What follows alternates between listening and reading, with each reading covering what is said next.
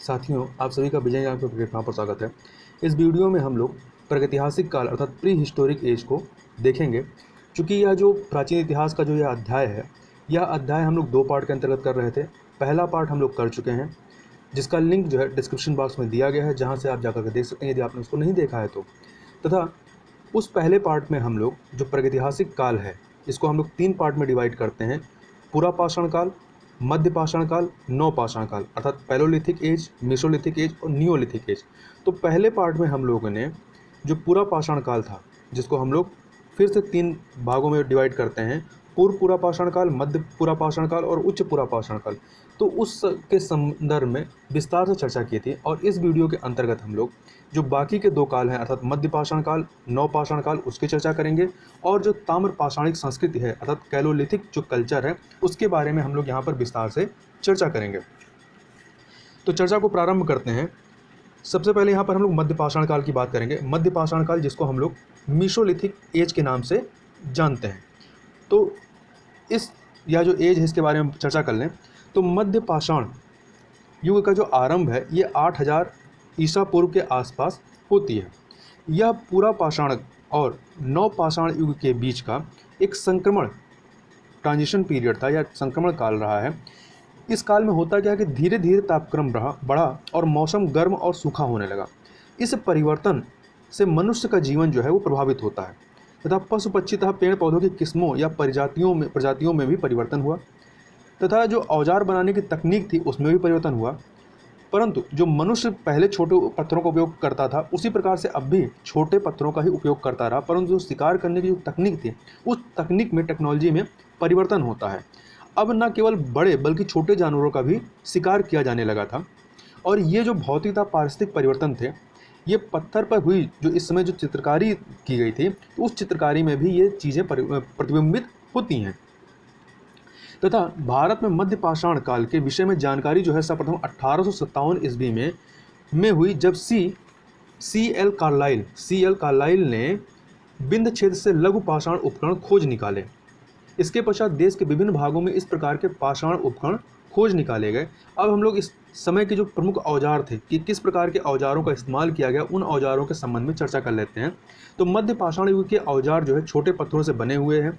इनको माइकोलिथिक या सूक्ष्म पाषाण कहा गया है। क्या कहा गया है? माइक्रोलिथिक या सूक्ष्म पाषाण कहा गया है। इनकी लंबाई 1 से 8 सेंटीमीटर तक है और कुछ सूक्ष्म औजारों का आकार जो है वो ज्यामिति है, मतलब ज्यामिति आकार का है। इसमें ब्लेड, क्रोड, नुकीले त्रिकोण और 9 चंद्राकार प्रमुख ज्यामितीय औजार हैं। कुछ स्थानों से हड्डी तथा सींग के बने हुए उपकरण भी मिले हैं तथा ये जो इस समय के जो उपकरण थे, ये जो औजार थे, ये किन पत्थरों के बने थे? तो पाषाण उपकरण जो है ये चर्ट, फ्लिंट, कैलोसिडिनो, स्फटिक, जैस्पर, कॉर्नेलियन, आगेट जैसी कीमती पत्थरों से इसको बनाया गया था। तथा भारत में मानव अस्थिपंजर जो है ये मध्य पाषाण काल से सर्वप्रथम प्राप्त होने लगा था। तो ये इसको कथन के रूप में याद रखिएगा कि भारत में मानव अस्थिपंजर जो है कब से प्राप्त होता है? तो मध्य पाषाण काल से ही सर्वप्रथम प्राप्त हुए थे। और इस काल के जो कुछ प्रमुख औजार थे, उन औजारों के नाम देख लेते हैं और उनके जो क्वालिटी थी उनको देख लेते हैं। तो इसमें सबसे पहला नाम आता है ब्लेड का। तो ब्लेड जो है यह एक प्रकार का विशेषीकृत पत्थर होता है और इसकी लंबाई चौड़ाई से दुगनी होती है। इसका उपयोग काटने के लिए किया जाता है और मध्य पाषाण युगीन औजार बनाने की तकनीक को क्या कहते हैं? फ्लूटिंग कहते हैं। तो फ्लूटिंग यदि पूछा जाए क्या है, तो यह मध्य पाषाण युगीन औजार बनाने की जो टेक्नोलॉजी थी उसी को फ्लूटिंग कहा जाता है।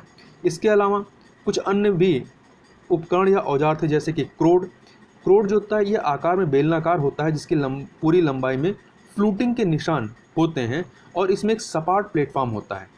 तीसरा है नुकीला औजार, या इसको इंग्लिश में पॉइंट कहते हैं। यह एक प्रकार का टूटा तिकोना ब्लेड होता है। इसके दोनों सिरे होते हैं वो ढलवा तथा ढालदार होते हैं, मतलब दोनों तरफ जो होती है धार होती है। इसके सिरे जो होते हैं वो सरल रेखीय या वक्र रेखीय भी हो सकते हैं, मतलब सीधा हो सकता है या वक्राकार हो सकता है। इसके अलावा त्रिकोण अर्थात ट्रेंगल, तो इसमें साधारणतः एक सिरा एवं एक आधार होता है और सिरे को मतलब कुछ इस तरीके से होता है और सिरे को धारदार बनाया जाता है। इसका उपयोग काटने के लिए किया जाता है या इसे तीर के अग्रभाग में भी लगाया जाता है। इसके अलावा 9 चंद्राकार ल्यूनेट, तो 9 चंद्राकार में क्या था? यह औजार भी एक तरह का ब्लेड होता है, लेकिन इसका एक सिरा वृत्ताकार होता है, एक सिरा यदि देखेंगे तो वो वृत्ताकार होगा। इसका उपयोग अवतल कटाई के लिए किया जा सकता है। ऐसे दो औजारों को मिला करके तीर का अग्रभाग तैयार किया जा सकता था। तो मतलब एक ऐसे और एक ऐसे। इसके अलावा समलंब औजार या जिसे ट्रेपेज कहते हैं, तो यह भी एक ब्लेड के समान दिखाई पड़ता है। इसके एक से अधिक सिरे जो होते हैं वो धारदार होते हैं तथा किसी किसी समलंब औजार के 3 सिरे धारदार होते हैं। इसका उपयोग तीर के अग्रभाग के रूप में होता रहा है। अब ये जो मध्य पाषाण काल रहा है, इसके जो प्रमुख स्थल रहे हैं जहाँ पे इसके साक्ष्य मिले हैं, उन प्रमुख स्थलों के बारे में चर्चा कर लें। तो सबसे पहले नाम आता है राजस्थान का।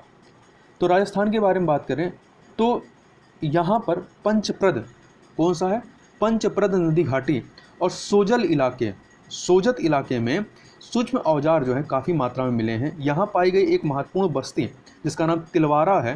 तो तिलवारा बस्ती पाई गई है। तिलवारा में 2 सांस्कृतिक चरण पाए गए हैं। पहला चरण जो है वो मध्य पाषाण युग का प्रतिनिधित्व करता है, ठीक है, तथा इस चरण की जो विशेषता रही है वो सूक्ष्म औजारों का पाया जाना है। दूसरे चरण में की जो विशेषता रही है, चाक पर बने हुए मिट्टी के बर्तन और लोहे के टुकड़े इन सूक्ष्म औजारों के साथ पाए गए हैं। तथा भिलवाड़ा जिले में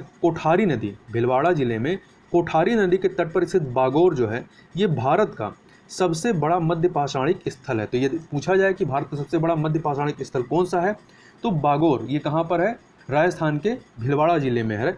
तथा यहाँ पर 1868 से लेकर के 1970 तक BN मिश्र ने उत्खनन कार्य करवाया था और यहाँ 3 सांस्कृतिक अवस्थाएं पाई गई। कितनी?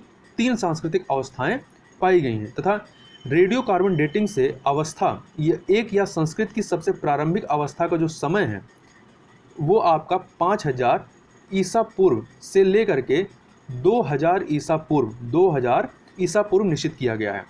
पूरे स्थल में, यहाँ पर जो स्थल है, स्थल में जंगली और पालतू दोनों प्रकार के पशुओं की जली हुई अस्थियां मिलती हैं तथा तीनों चरणों से संबंधित कब्रें भी यहाँ पर प्राप्त होती हैं।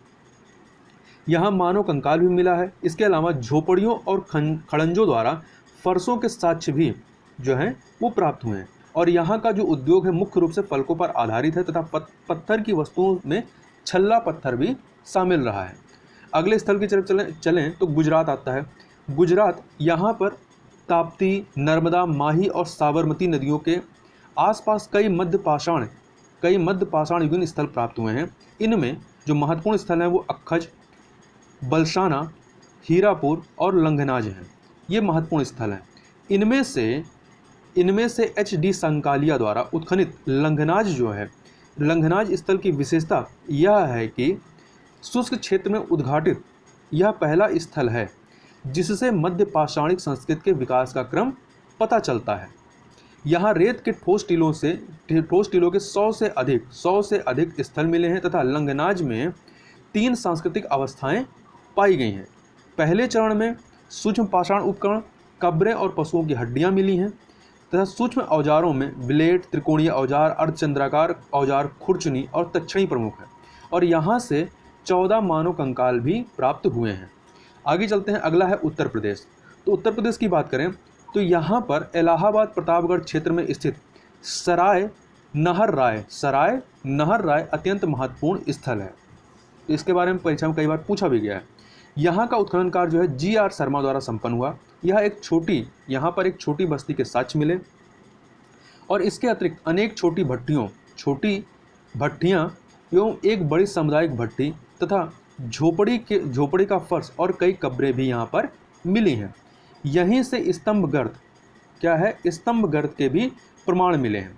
अब स्तंभ गर्त क्या होता है? तो स्तंभ गर्त का अर्थ है रहने के फर्श पर ऐसे गर्त जिनमें स्तंभ गाड़े जाते, मतलब ऐसे गड्ढे जिनमें स्तंभ गाड़े गए हैं और उनके ऊपर क्या है, छत बनाई गई है। मतलब एक तरीके से पिलर का काम करता है जिनके ऊपर छत टिकी होती है। और यहाँ से ढेर सारे नर कंकाल भी प्राप्त हुए हैं और यहाँ पर कुछ अस्थि तथा सिंह निर्मित उपकरण भी मिले हैं तथा समाधानों से, मतलब जो मृतकों का अंतिम संस्कार किया जाता है, समाधानों से तत्कालीन मृतक संस्कार विधि पर प्रकाश पड़ता है तथा समाधि स्थलों में शवों का जो सिर रहा है वो पश्चिम दिशा में ये आपका नॉर्थ साउथ ईस्ट वेस्ट है। तो सिर जो है पश्चिम सिरे में और पैर जो है पूर्व की ओर रहे हैं। तो याद रखिएगा कि यहाँ पर जो समाधि स्थल में शव का जो लिटाया जाता था, सिर पश्चिम में और पैर पूर्व की ओर होता था। इसके अलावा प्रतापगढ़ जिले में स्थित महदहा, तो महदहा के बारे में प्रश्न पूछा गया है। तो महदहा अन्य प्रमुख मध्य पाषाणकालीन स्थल है। यहाँ की खुदाई जो है वो 1978 से लेकर के 80 के बीच में की गई। यहाँ से भी स्तंभ गर्त के साक्ष्य पाए गए हैं और यहाँ हड्डियों की अनेक कलात्मक वस्तुएं भी मिली हैं। इसमें मृग श्रृंग अर्थात उनके जो सींग होते हैं उसके छल्लों की माला और हड्डियों के आभूषण भी शामिल हैं। यहाँ से इसके अलावा बारहसिंगा, भैंस, हाथी, गैंडा, सुअर, कछुए और पत्तियों के अवशेष भी मिले हैं तथा यहाँ से अनेक ऐसे समाधान मिले हैं जिनमें 2 व्यक्तियों को एक साथ दफनाया गया है। तो मतलब जो महदहा है यहाँ पर ऐसे साक्ष्य मिले हैं कि एक ही समाधान में 2 लोगों को एक साथ दफनाया गया है। तथा महदहा से 5 किलोमीटर उत्तर पश्चिम की ओर एक जगह है दमदमा। दमदमा जो है यह पट्टी तहसील, प्रतापगढ़ के पट्टी तहसील में यह एक पूरा स्थल है। 1982 ईस्वी से लेकर 1987 तक यहाँ पर उत्खनन कार्य किया गया। यहाँ से ब्लेड, फ्लग, व्यूरिन अर्थात तक्षणी आदि बहुत से लघु पाषाण उपकरण प्राप्त हुए हैं और हड्डी तथा सींग के उपकरण एवं आभूषण भी यहाँ से मिले हैं। इनके साथ साथ 41 मानव शवाधान तथा कुछ गर्त चूल्हे प्रकाश में आए हैं। विभिन्न पशुओं जैसे भेड़, बकरी, गाय, बैल, भैंस, हाथी, गैंडा, सुअर आदि की हड्डियां भी यहाँ पर प्राप्त हुई हैं तथा कुछ पक्षियों, मछलियों, कछुए आदि की हड्डियां भी यहाँ दमदमा से प्राप्त हुई हैं।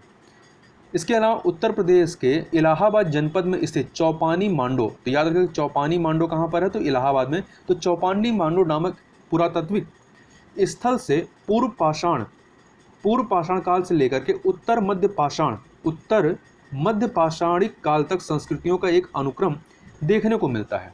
यहाँ हाथ के बने हुए अनगढ़ किस्म के मृदभांड मिले हैं तथा यहाँ झोपड़ी के जो गोल फर्श भी मिले हैं, मतलब झोपड़ियों में गोल फर्श मिले हैं तथा उत्तरवर्ती चरण का एक फर्श पत्थरों से बना हुआ भी मिला है। और इस चरण में सरकंडे और बांस के निशान वाले पक्की मिट्टी के पिंड भी मिले हैं, जिनसे लगता है कि मिट्टी और बांस की टट्टी की दीवारें बनाई जाती थी, मतलब मिट्टी और बांस को मिला करके दीवार बनाई जाती थी। तथा अन्य अवशेषों में यदि बात करें तो यहाँ पर हथौड़ा पत्थर, छिलाई में प्रयुक्त होने वाले पत्थर, छिद्रयुक्त गोल पत्थर आदि भी यहाँ पर मिले हैं। इसके अलावा उत्तर प्रदेश का विंध्य तथा ऊपरी एवं मध्य गंगा घाटी वाला क्षेत्र जो है ये मध्य पाषाणकालीन उपकरणों के लिए समृद्ध रहा है तथा मिर्जापुर जिला में स्थित मुरहना पहाड़, बगही खोर, लेखैया आदि से भी मध्य पाषाणकालीन प्रमाण मिले हैं। इन स्थानों से बहुसंख्यक लघु पाषाण उपकरणों के साथ साथ नरकंकाल भी मिले हैं। लेखैया से 17 नरकंकाल मिले हैं, जिनमें से अधिकांश के सिर जो हैं पश्चिम दिशा में मिले हैं। जैसा कि पहले बात की कि सिर पश्चिम में और पैर पूर्व दिशा में रखा जाता था यहाँ समाधान में। आगे बात कर लेते हैं पश्चिम बंगाल की। तो पश्चिम बंगाल में जो साक्ष्य मिले हैं मध्य पाषाण काल के, तो उनको के बारे में बात करें तो यहाँ के वर्धमान जिला में दामोदर नदी के किनारे स्थित बीरभानपुर जो है एक महत्वपूर्ण मध्य पाषाणिक पूरा स्थल है, जहाँ 1954 ईस्वी से लेकर के 1957 ईस्वी के बीच बीबी लाल ने उत्खनन कार्य करवाया। यहाँ ऐसे अनेक गड्ढे या भूछिद्र मिले हैं जिनके बारे में अनुमान लगाया जाता है कि ये छिद्र जो हैं खंभे गाड़ने के लिए खोदे गए गड्ढे हैं। इस पुरातात्विक स्थल की पहचान जो है वो संयुक्त आवासीय बस्ती एवं प्रस्तर औजारों की निर्माण स्थली के रूप में की गई है, जहाँ झोपड़ियाँ भी बनी हुई थी, मतलब यहाँ पर झोपड़ियों के भी अवशेष मिले हैं। अब बात कर लेते हैं मध्य प्रदेश की।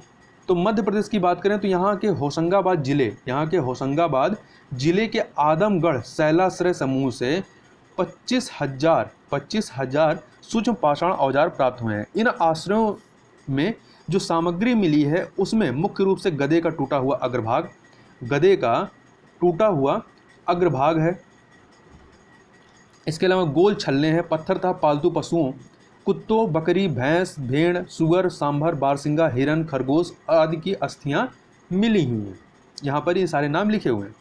यहाँ का प्रस्तर उद्योग एक ओर धार वाले फलकों पर आधारित था। ठीक है, यदि यहाँ के प्रस्तर उद्योग की बात करें तो वो एक और धार वाले फलकों पर आधारित रहा है। तथा मध्य प्रदेश में पंचमढ़ी के निकट मध्य पाषाण युग के 2 शैलाश्रय मिले हैं, जिनका नाम है, एक का नाम है जम्बू द्वीप और दूसरे का नाम है डोरोथी द्वीप। जम्बू द्वीप और डोरोथी द्वीप ये शैलाश्रय हैं।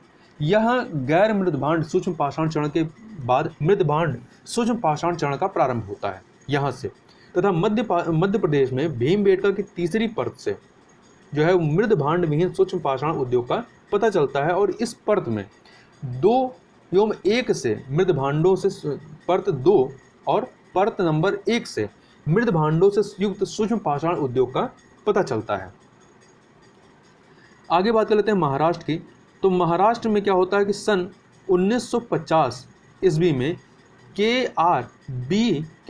टाड ने बंबई के आसपास के कुछ तटवर्ती सूक्ष्म पाषाण ठिकानों का वर्णन किया है। यहाँ के लोगों के पास शायद किसी प्रकार की नावें थीं, यहाँ पर किसी प्रकार की नावें थीं और मछलियाँ इनके आहार की स्थायी वस्तुएं थीं जो यहाँ के लोग निवास करते थे।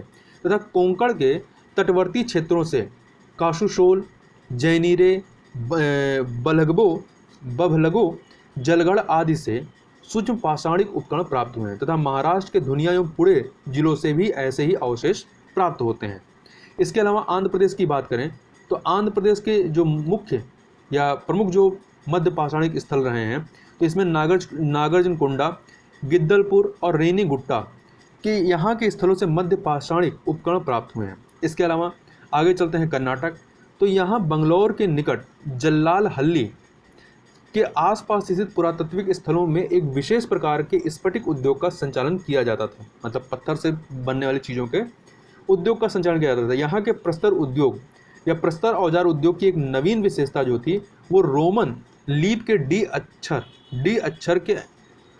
के आकार के तिरछे तीर फलकों का उत्पादन है। मतलब इस प्रकार के तीर के फलक बनाए जाते थे।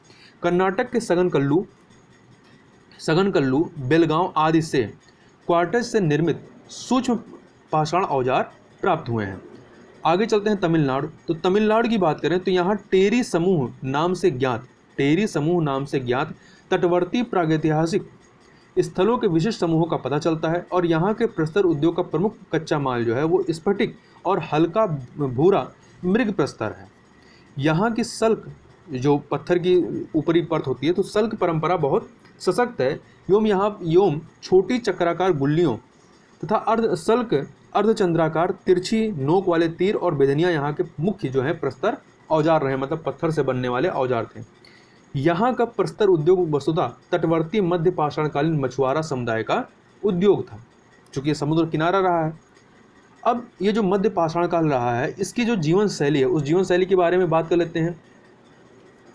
तो मध्य पाषाणकालीन भारत मानव का जो जीवन है पूर्व पाषाणकालीन मानव की अपेक्षा भिन्न था। यद्यपि ये अब भी अधिकांशतः शिकार पर ही निर्भर थे तथा इस काल के लोग गाय, बैल, भेड़, बकरी, भैंस आदि का शिकार करने लगे थे जो कि पहले नहीं करते थे। तथा पशुओं से धीरे धीरे इनका परिचय बढ़ रहा था तथा अपने अस्तित्व के अंतिम चरण तक वे मृदभांडों का निर्माण करना भी सीख गए थे। तो मिट्टी के एक प्रकार के बर्तन होते हैं उनको बनाना सीख गए थे। इसके अलावा सराय नहर राय तथा महदाह की समाधियों से इस काल के लोगों के अंतोष्टि संस्कार के विधि के विषय में जानकारी मिलती है। ज्ञात होता है कि वे अपने मृतकों को समाधियों में गाड़ते थे तथा उनके साथ खाद्य सामग्रियां, औजार, हथियार भी साथ रखते थे। मतलब उनको जलाया नहीं जाता था बल्कि दफनाया जाता था। संभवतः यह किसी प्रकार के लोकोत्तर जीवन में विश्वास का सूचक था। मतलब मृतक के साथ ये चीज़ें रखी जाती थी तो यह कहीं न कहीं माना जाता होगा ना कि कोई दूसरा लोक होता होगा जहाँ पर उसे इन चीज़ों की ज़रूरत होगी। इसके अलावा पत्थर की गुफाओं की दीवारों पर बनाए गए चित्र और नक्काशियों से मध्य पाषाण युग के सामाजिक जीवन और आर्थिक क्रियाकलाप से संबंधित जानकारी मिलती है। भीमबेटका, आदमगढ़, प्रतापगढ़, मिर्जापुर मध्य पाषाण युग की कला और चित्रकला की दृष्टि से समृद्ध रहे। मतलब ये स्थल जो है यहाँ पर आपको मध्य पाषाण काल की जो कला रही हो, चित्रकला, उसके साक्ष्य यहाँ पर आपको दिखाई पड़ जाएंगे। और ये पश्चिमोत्तर पाकिस्तान में चारंगुल से लेकर के पूर्व में उड़ीसा तक और उत्तर में कुमायूं की पहाड़ियों से लेकर दक्षिण में केरल तक ये जो साक्ष्य हैं, ये जो चित्र के माध्यम से जो साक्ष्य मिलते हैं इस समय के, वो आपको मिल जाएंगे। शैल चित्रों के कुछ महत्वपूर्ण स्थल जो हैं वो आपके उत्तर प्रदेश में मुरहाना पहाड़, मध्य प्रदेश में यहाँ पर देख लेते हैं, उत्तर प्रदेश में मुरहाना पहाड़, मध्य प्रदेश में भीमबेटका, आदमगढ़, लाखा जुआर, और कर्नाटक में कुबागल्लू यहाँ पर आपको मिल जाएंगे। इन चित्रों से शिकार करने, भोजन जुटाने, मछली पकड़ने और अन्य मानवीय क्रियाकलापों की भी झलक मिलती है। तथा भीमबेटका में काफ़ी चित्र बने, आप सबसे ज़्यादा चित्र बने मिले हो कहाँ पर मिले? भीमबेटका में मिले हैं। इनमें बहुत से, ये जो चित्र यहाँ पर मिले, इनमें बहुत से जंगली जानवरों जैसे कि गैंडे के शिकार वाले चित्र से पता चलता है कि बड़े जानवरों का शिकार बहुत से लोगों द्वारा मिलकर किया जाता था। तथा पशुओं का जो चित्रांकन है, मतलब जो चित्र बनाया जाता था, तो इनको मोटी रेखाओं द्वारा इनका चित्रांकन किया जाता था। और उनके शरीर, जैसे ये शरीर बना दिया गया, तो इनके शरीर में कई बार पूर्णतः व अंशतः ऐसे आड़ी तिरछी रेखाएं से खींचकर इसको भरा जाता था, फिल किया जाता था। मतलब किसी एक पूरे कलर से फिल ना करके ये रेखाओं से इसको फिल किया जाता था। इन तीनों तरीकों के उदाहरण जो हैं वो उत्तर प्रदेश में मुरहाना पहाड़, मध्य प्रदेश में भीमबेटका, आदमगढ़ की गुफाओं और शैलाश्रय में खींचे गए पशुओं के चित्र में देखे जा सकते हैं। तथा चित्र बनाने में ये लोग गहरे लाल, हरे, सफ़ेद और पीले रंगों का उपयोग किया जाता था। मतलब इनके द्वारा इन रंगों का प्रयोग किया गया है। इन चित्रों और नक्काशियों से यौन संबंधों, बच्चों के जन्म, बच्चों के पालन पोषण और शव दफन से संबंधित अनुष्ठानों की भी झलक मिलती है। मतलब इनसे संबंधित भी चित्र आपको इसमें दिखाई पड़ जाएंगे। इन सब बातों से संकेत मिलता है कि मध्य पाषाण युग में पुरा पाषाण युग की अपेक्षा सामाजिक संगठन जो है अधिक सुदृढ़ हो गया था। और ऐसा प्रतीत होता है कि मध्य पाषाण युग के लोगों का धार्मिक विश्वास जो है वो पारिस्थितिकी और भौतिक परिस्थितियों से प्रभावित था। मतलब ये जो इनके अगल बगल का पर्यावरण था, मतलब एक प्रकार से ये नेचर से डिराइव हो रहा था, इनका जो धार्मिक विश्वास और जो चीज़ें थीं। अब बात कर लेते हैं नवपाषाण काल के बारे में, या जिसको हम लोग इंग्लिश में कहते हैं नियोलिथिक एज के संबंध में। तो इसके बारे में चर्चा करते हैं। तो नवपाषाण या नियोलिथिक शब्द का प्रयोग जो है, सबसे पहले सर जॉन लोबाक ने 1865 में प्रकाशित पुस्तक प्री हिस्टोरिका टाइम्स में किया था। उन्होंने इस शब्द का प्रयोग उस युग को बताने के लिए किया था जिस युग में पत्थर के उपकरण अधिक कुशलता से और अधिक रूपों में बनाए गए थे और उन पर पॉलिश भी की गई थी। तो उस काल को इन्होंने हिस्टोरिक टाइम कहा है, या नवपाषाण काल कहा है। बाद में डी गार्डन चाइल्ड ने नवपाषाण ताम्रपाषाण संस्कृति को अपने आप में पर्याप्त अन्न उत्पादक अर्थव्यवस्था बताया है। और माइल्स वर्किट ने इस बात पर जोर दिया है कि निम्नलिखित विशेषकों को नवपाषाण संस्कृति माना चाहिए। मतलब इसके लिए इन्होंने कुछ विशेषताएं बताई हैं, जैसे कि नवपाषाण काल की जो विशेषता रही है कृषि कार्य, पशुओं को पालना, पत्थर के औजारों का घर्षण और उन पर पालिश करना, इसके अलावा मृदभांड बनाना। तो ये नवपाषाण संस्कृति की कुछ विशेषताएं इनके द्वारा अर्थात माइल्स वर्किट के द्वारा बताई गई हैं। नवपाषाण की संकल्पना में इधर कुछ वर्षों में परिवर्तन हुआ है। क्या परिवर्तन हुआ है? एक आधुनिक अध्ययन में उल्लेख किया गया है कि नवपाषाण शब्द उस पूर्व धातु चरण संस्कृति का सूचक होना चाहिए जब यहाँ रहने वालों ने अनाज उगाकर और पशुओं को पालतू बना करके भोजन की विश्वस्त पूर्ति की व्यवस्था कर ली थी और एक स्थान पर टिककर जीवन बिताना आरंभ कर दिया था। फिर भी घर्षित पत्थर के औजार जो हैं वो नवपाषाण संस्कृति की सर्वाधिक अनिवार्य विशेषताएं। तो मतलब इन चीज़ों को ये कहा गया है कि जो पाषाण संस्कृति है उसका आधार बनाया जाना चाहिए। इसके अलावा वनस्पति कृषिकरण एवं पशुओं के पालने से एक स्थान पर टिककर जीवन बिताने के आधार पर ग्राम समुदायों की शुरुआत हुई। साथ ही कृषि प्रौद्योगिकियों की शुरुआत हुई। इसके अतिरिक्त प्रकृति पर और अधिक नियंत्रण तथा प्राकृतिक संसाधनों का दोहन प्रारंभ होता है। मतलब यहाँ पर मनुष्य जो है प्रकृति पे और अधिक अपना नियंत्रण बढ़ाने का इच्छुक नजर आता है। तथा विश्व के संदर्भ में नवपाषाण युग का जो आरंभ है वो 9000 ईसा पूर्व से प्रारंभ होता है, लेकिन भारत में इसकी शुरुआत जो है वो 7000 ईसा पूर्व से होती है, मतलब यहाँ पर बाद में शुरू होता है।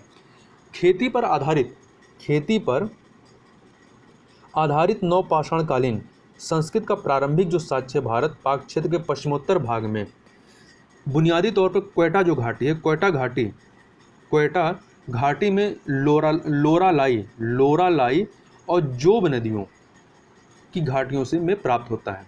इसके अलावा किले गुल मोहम्मद, गुमला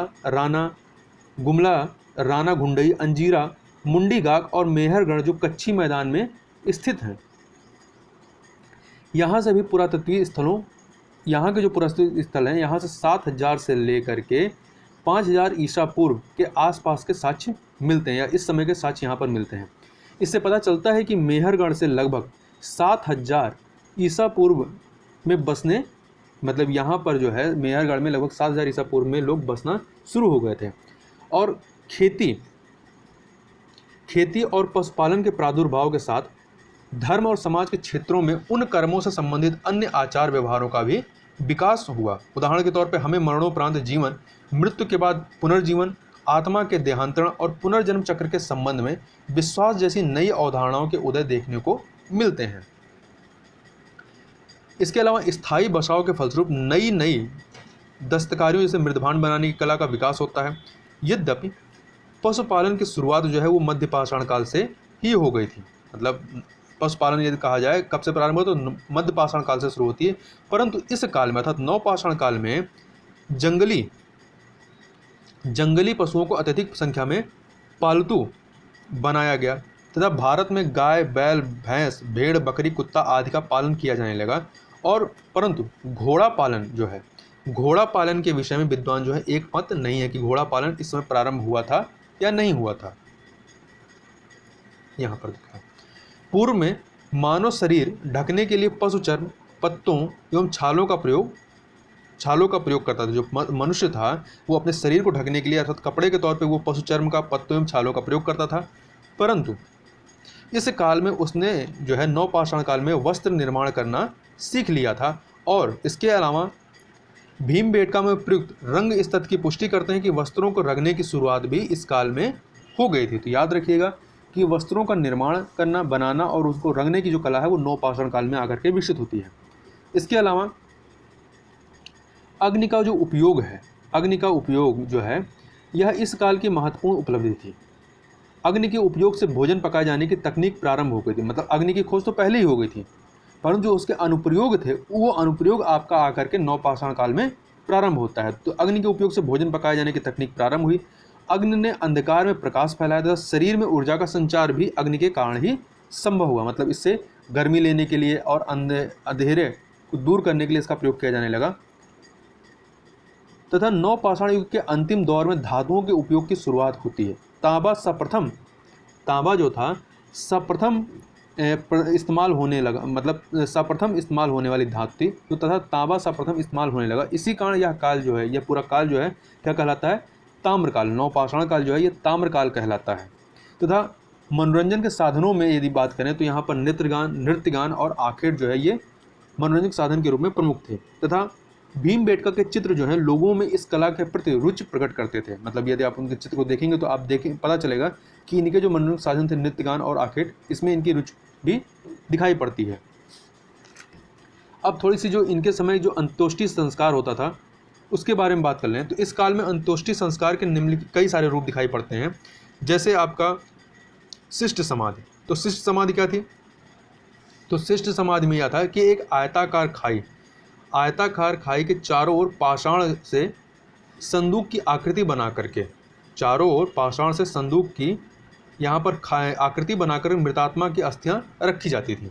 अस्थियों के साथ हथियार, औजार, आभूषण आदि रखे जाते थे। समाधि में एक से अधिक व्यक्तियों की अस्थियाँ जो हैं वो रखी जा सकती थी। ऐसा कोई जरूरी नहीं था कि एक ही आदमी की अस्थि रखें, तो एक से अधिक की रखी जा सकती थी। तथा ब्रह्मगिरी के उत्खनन में ऐसे अवशेष देखने को मिले हैं जहाँ पर आपका एक ही समाधि में एक से अधिक व्यक्तियों की अस्थियाँ रखी गई हैं।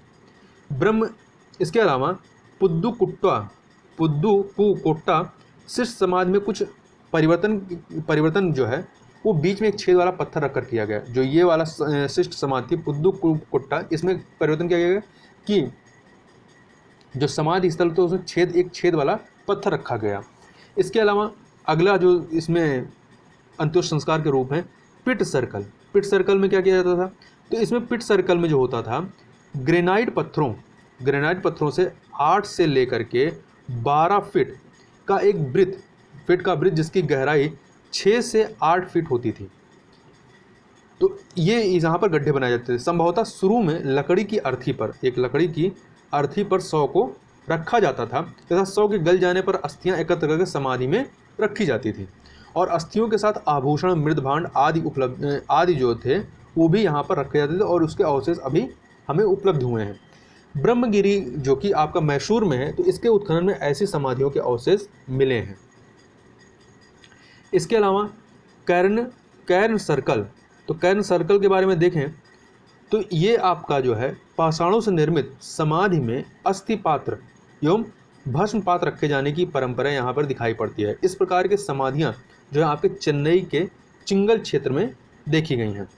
इसके अलावा कुछ अवधि पूर्व के उत्खननों से प्राप्त प्रमाणों के आधार पर विद्वानों की इनका मानना है कि सर्वप्रथम नील नदी घाटी जो कि मिस्र में है, यहाँ पर गेहूं एवं जौ का उत्पादन शुरू हुआ था। लगभग 12,500 ईसा पूर्व के अवशेष जो है वो दक्षिण मिस्र के आस्वान डैम के उत्तर में थोड़ी दूर पर स्थित वाडी कुंबानिया में किए गए उत्खनन से प्राप्त किए गए। यहाँ पर गेहूं और जौ का उत्पादन किए जाने के साक्ष्य मिले हैं तथा कुंबानिया से लगभग 60 किलोमीटर दूर कोम अम्बो जो हैं यहाँ से भी कृषि के साक्ष्य मिले हैं, खेती के साक्ष्य मिले हैं। इसके अलावा एशना के पास एक और स्थल है जिसका नाम क्या है? एशना के पास स्थलों से प्राप्त अवशेषों में भी इस तथ्य की पुष्टि होती है। संभवतः इस क्षेत्र में पशुपालन व्यवसाय शुरू नहीं हुआ था, अतः अनाज उत्पादन का कार्य जो है यहाँ पर पहले प्रारंभ होता है। इस क्षेत्र में पशुपालन बाद में होता है, पहले अनाज उत्पादन का कार्य तथा कृषि कार्य जो है पहले आता है और पशुपालन बाद में आता है। इस प्रसंग में उल्लेखनीय कि कुब्बानियों के अवशेष यहाँ नहीं दर्शाते हैं, जो कुब्बानी जहाँ पर मिला है तो कुब्बानियों के अवशेष यहाँ नहीं दर्शाते हैं कि गेहूँ स्वतः स्वाभाविक रूप से मतलब पैदा हो रहा था। मतलब यह जो अवशेष मिले उससे यह नहीं पता चलता है कि ये जंगली पौधा था कि जंगलों में स्वतः ही उग रहा था। अर्थात इससे यह पता चलता है कि इसकी खेती की जाती थी। तो यह क्या बताता है? इससे प्राप्त अवशेष जो है कृषक क्षेत्र में उपस्थित उत्पादन का प्रतीक है। मतलब उनको साक्ष्य प्रस्तुत करते हैं कि यहाँ पर खेती की जाती थी, न कि ये जो गेहूँ था ये कोई जंगली था, मतलब जंगल में उगने वाले पौधे थे। प्रारंभ से ही पेरी महोदय जो एक रहे हैं, पेरी महोदय ये कृषि तकनीक को मिस्र की देन मानते हैं, जबकि रूसी विद्वान बैबीलोन जो हैं ये कृषि तकनीक का उदय अफगानिस्तान अथवा उत्तर पश्चिम चीन को मानते रहे। पश्चिम एशिया अर्थात आपका फिलिस्तीन, सीरिया, तुर्की, ईरान, इराक के कुछ क्षेत्रों में आपका 9वीं-8वीं शताब्दी ईसा पूर्व में लोगों ने अनाज उत्पादन शुरू कर दिया था। उत्तर सीरिया में एक नदी है जिसका नाम है यूफ्रेटस नदी। कौन सी नदी? यूफ्रेटस नदी। तो यूफ्रेटस नदी पर आबू हर्रेरा का उत्तर जो है इसी नदी पर दक्षिण तुर्की में सूबे रदे में स्थायी कृषि समुदाय की यहाँ पर पुष्टि होती है। इसके अलावा फिलिस्तीन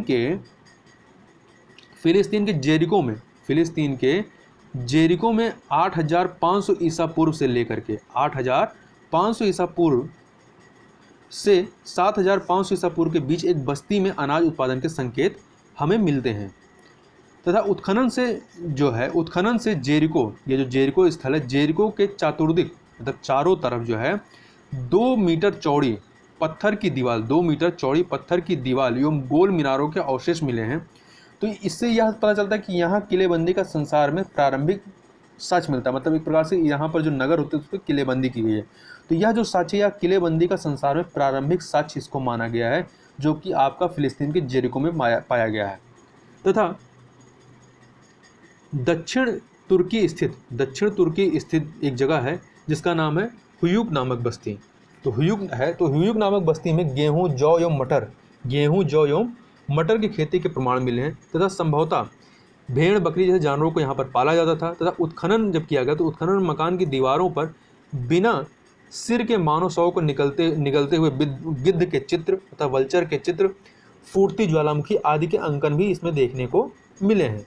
और यहाँ से पाषाण कुठार, मृदभांड, हड्डियों के औजार एवं लकड़ी के कटोरे भी पाए गए हैं। इसके अलावा इराक में 6500 ईसा पूर्व के बीच के साक्ष्य, जिसको जार्मो कहते हैं, क्या कहते हैं, जार्मो, तो ये साक्ष्य जो है वो जार्मो नामक स्थल से प्राप्त हुए हैं।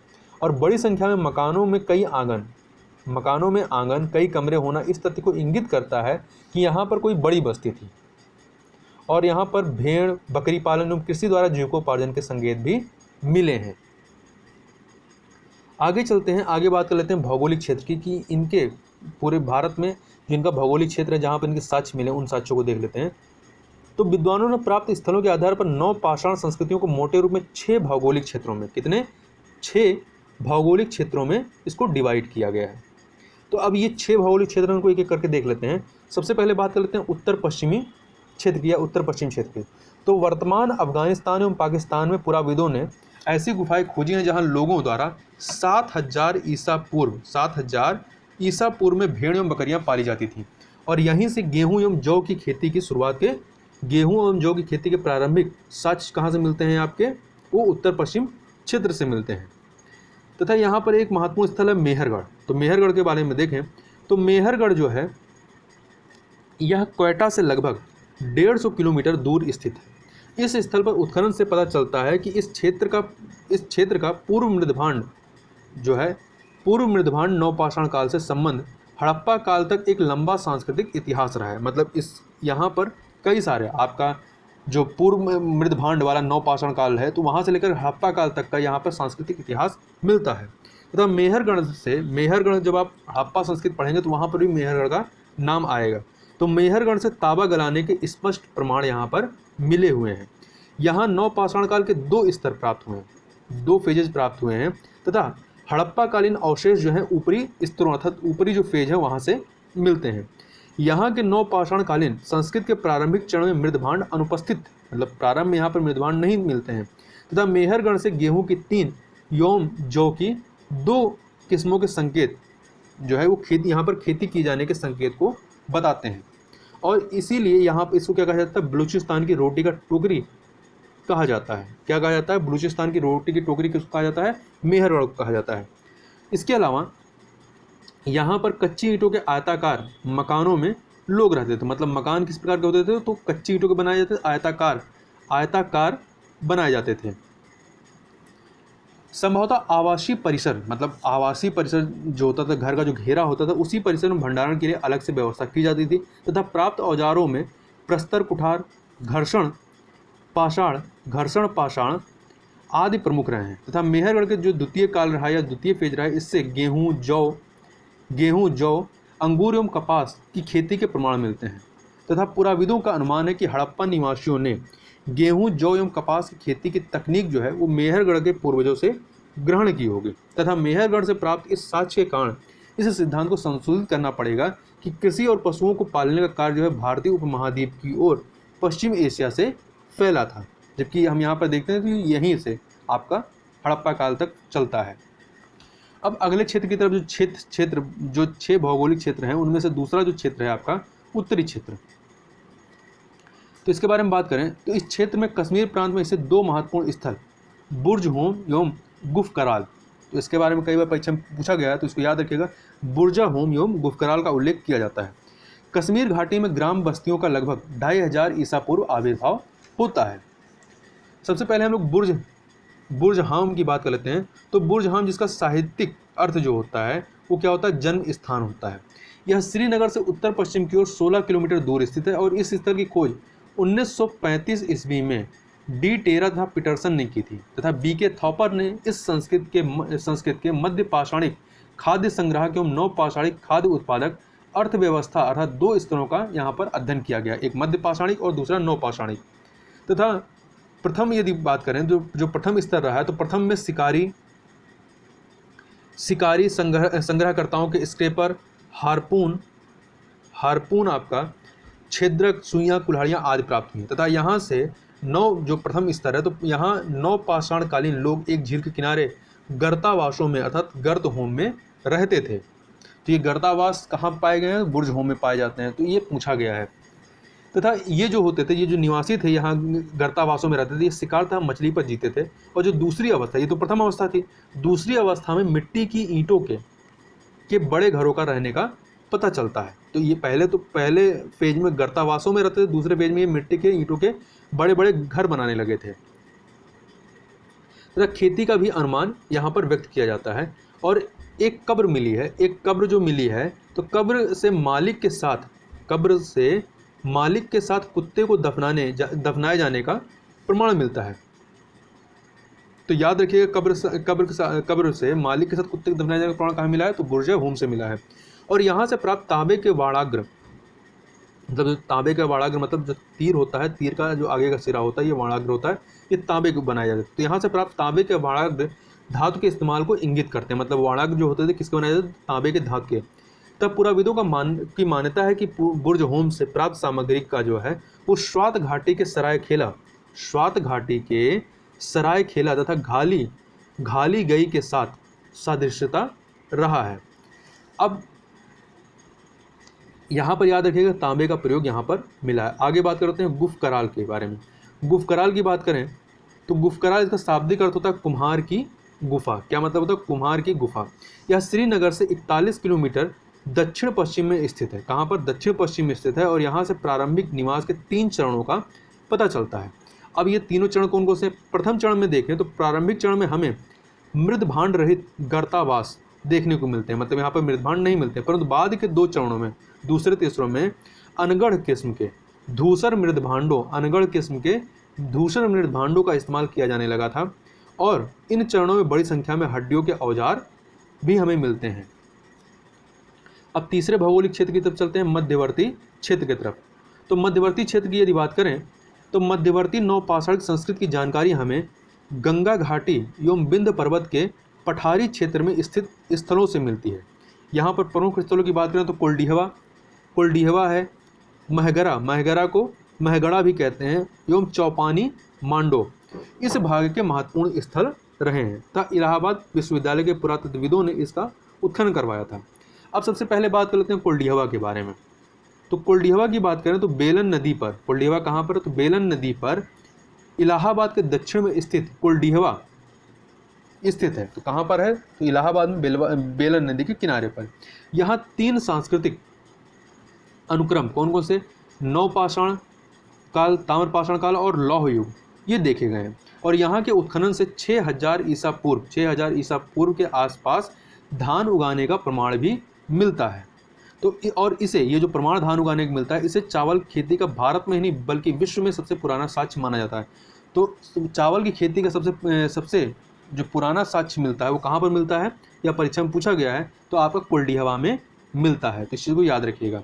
आगे बात करते हैं महगरा के बारे में।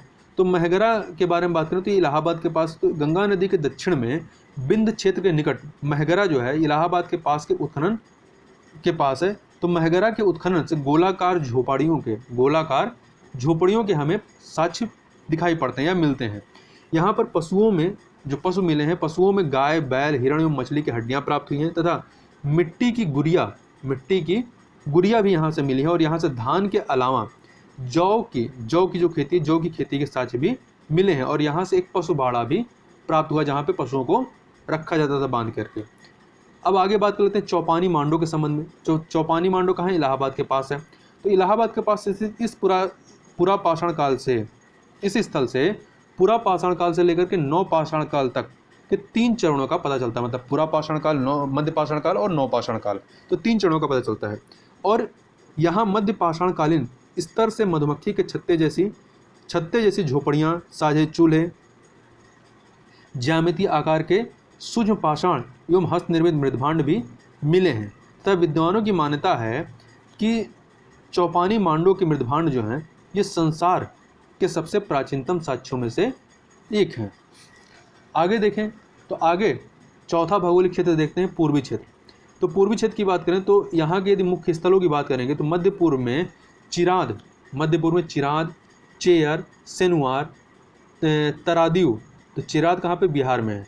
तो तरादीव एवं उड़ीसा में कुचाई तथा उत्तर पूर्वी भाग अर्थात असम साइड में तो दाऊजली घाटी जो है ये मुख्य स्थल है। यहाँ सबसे पहले बात कर लेते हैं चिराद की। तो चिराद कहाँ पे? बिहार के सारण जिले में चिराद ग्राम नामक छोटी बस्ती के निकट 9 पाषाणिक अवशेष प्राप्त हुए हैं। बुर्ज होम को छोड़कर, जहाँ पे गर्तावास मिले हैं कश्मीर में, तो बुर्जा होम को छोड़कर अन्य किसी पुरातात्विक स्थल से इतनी अधिक मात्रा में 9 पाषाणकालीन उपकरण नहीं मिले। तो 9 पाषाणकालीन उपकरण सबसे ज़्यादा कहाँ मिले हैं? बुर्ज होम में, उसके बाद आपके चिराद में मिले हैं। तथा 1962-63 में प्रोफेसर बीके सिन्हा द्वारा इस स्थल का, अर्थात जो चिराद है, इस स्थल का उत्खनन कराया गया था और उत्खनन से 5 प्रकार की संस्कृतियों के अवशेष मिले। कितने? 5 प्रकार की संस्कृतियों के अवशेष मिले हुए हैं। यहाँ बड़ी संख्या में हिरण की सींगों से निर्मित उपकरण पाए गए हैं। और यहाँ के मानव घास फूस के घरों में रहते थे और चावल की खेती के प्रमाण भी यहाँ पर मिलते हैं। इसके अलावा दाऊजली हांडिंग के बारे में बात करें तो दाऊजली हांडिंग कहाँ है? ये असम में है। तो उत्तर पूर्व में असम के चित्तग्राम क्षेत्र से यह स्थल प्राप्त हुआ है। यहाँ से कृषि एवं पशुपालन का पता चलता है। और गुवाहाटी के पास सारू तारू में की गई खुदाइयों से संबंधित आदिम कुल्हाड़ियों अर्थात सेल्ट और गोलाकार मूठ वाले कुठारों के साथ साथ अनगढ़, रज्जू या करंड अंकित मृदभांड यहाँ से मिलते हैं। यदि कुचाई की बात करें तो कुचाई आपका उड़ीसा का मयूरभंज जिले में है। तो कुचाई जो है उड़ीसा के मयूरभंज जिले में, कुचाई में मध्य पाषाणिक स्तर का 9 पाषाणिक स्तर प्राप्त होते हैं। 5वां जो है आपका वो है उत्तर पश्चिमी क्षेत्र। तो उत्तर पश्चिमी क्षेत्र की बात करते हैं, अर्थात उत्तर पश्चिमी क्षेत्र अर्थात राजस्थान वाला जो इलाका है वो आ जाता है इसमें। तो इसमें मुख्यतः राजस्थान के क्षेत्रों को शामिल किया गया। तो इसमें सबसे पहला नाम आता है बागोर का। बागोर आप यहाँ भी सुन रहे हैं, आप जब हड़प्पा पढ़ेंगे तो हड़प्पा काल में भी ये बागोर आएगा।